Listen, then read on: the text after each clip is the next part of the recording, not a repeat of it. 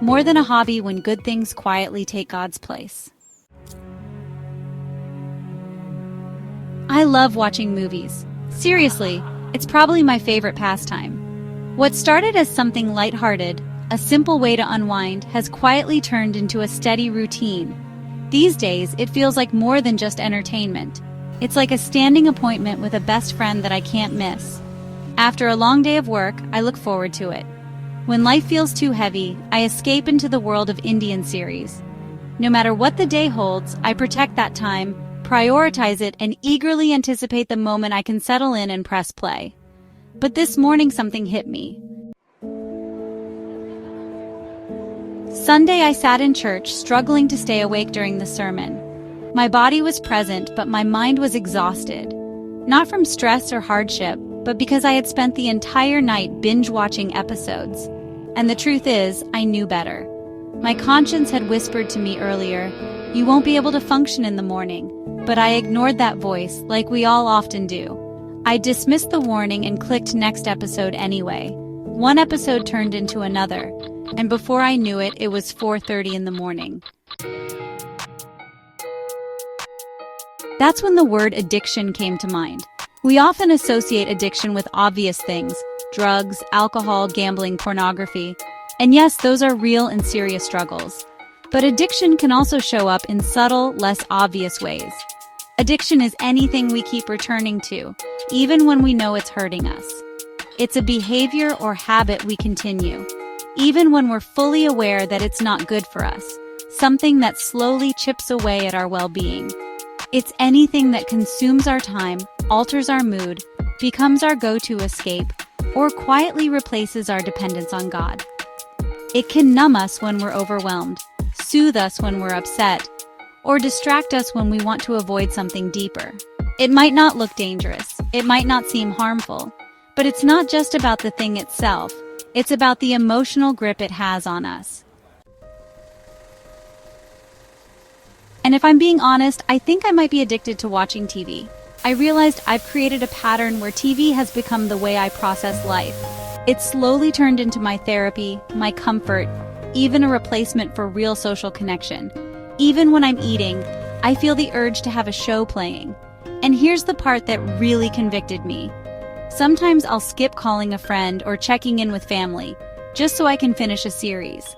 It started as enjoyment, but now, if I'm honest, it's stealing more than just my time. It's slowly occupying space in my soul. That's when I had to pause and ask myself, is this still just a hobby, or has it quietly taken over? What makes something addictive? We don't usually label something as an addiction unless it seems bad. But the truth is, even good things can become addictive if they start taking up too much space in our lives, or begin to control us.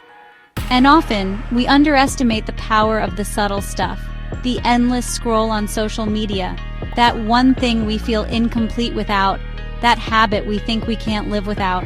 We tell ourselves, at least I'm not watching pornography or smoking. But comparison doesn't bring clarity. 1 Corinthians 6:12 says, I have the right to do anything, but not everything is beneficial. I have the right to do anything, but I will not be mastered by anything. That verse hit me differently. Just because something is allowed doesn't mean it's not harmful when it begins to master us.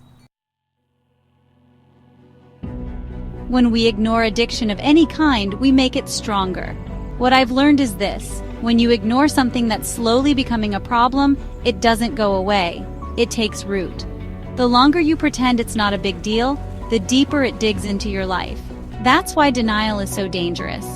When we refuse to acknowledge our unhealthy patterns, we're actually giving them more power. You can't fight what you won't admit exists. And let's be honest, facing your own patterns takes courage. It's much easier to stay distracted than it is to confront your habits head on. But unless you do, you'll never fully grasp how much they've been holding you back. This blog isn't about telling anyone to stop watching TV. I still enjoy it myself. But it is about awareness. It's about helping someone recognize when something stops serving you and starts silently leading you. That's where the shift needs to happen. So what can we do? First, acknowledge it. Call it what it is. Don't sugarcoat it. Don't spiritualize it. Addiction thrives in denial. Naming it breaks its illusion of power. Pretending it's not that serious only keeps you stuck. Second, don't hide it. Heal it. Whether loud or subtle, addiction only grows in the dark.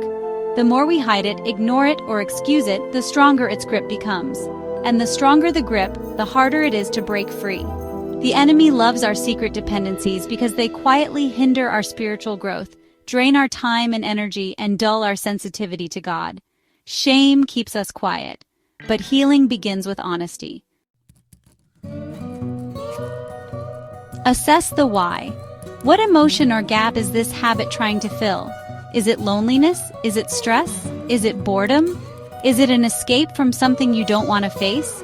When we trace the root, we can start uprooting the behavior, not just the symptom, but the need behind it. How can we effectively guard against addiction? Replace, don't just remove. You can't just stop an addiction. That's the mistake so many of us make. You must replace it with something life-giving, something that feeds your soul and strengthens your spirit. Here's where I started imagining something new. What if I rearranged to spend time with God the way I do with my favorite shows? Can't miss an episode of praise. Eager to binge on God's word early in the morning. Craving his presence like I crave just one more episode.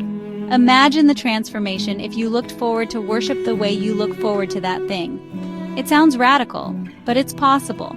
One small shift at a time. Fast. You'd be surprised how powerful fasting can be. Sometimes I'll schedule a fast. Not from food, but from TV. Even one day off is enough to realign my focus, refresh my spirit, and remind me of what truly matters. Let's shift that anchor back to Christ. Not overnight, but one choice, one day, one surrendered moment at a time. When we surrender our patterns, He can renew our minds. When we replace numbing habits with nourishing ones, He can restore our hearts. And when we stop running to distractions, we start discovering deeper purpose in His presence. You're not alone, and you are not weak for struggling with something. You're brave for facing it. So take the first step. Start where you are. Small shifts can lead to big change.